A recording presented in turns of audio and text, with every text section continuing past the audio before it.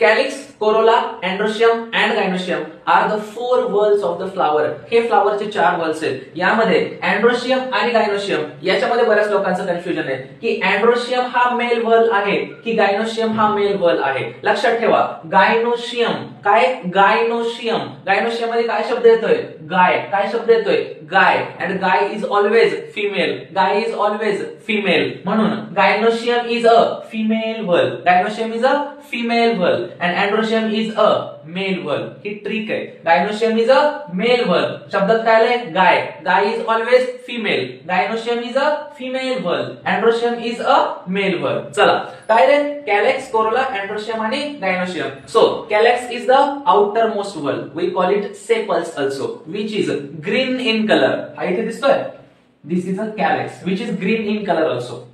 Because of green color, it can do photosynthesis also. After that, the corolla. त्याच्यानंतर काय आहे, corolla. We call it petals also, which is colorful in nature. हा कसा आहे, colorful in nature आहे. What is the function of petals? Petals चं function काय आहे? For the pollination point of view, हे काय करतात, attract to the insect. Insect ला काय करतात, attract करतात. After that, androecium, which is a male whorl. याच्यामध्ये काय होतंय, pollen grains तयार होत आहेत. Anther मध्ये हे काय आहे, anther. Anther मध्ये काय होत आहेत, pollen grain.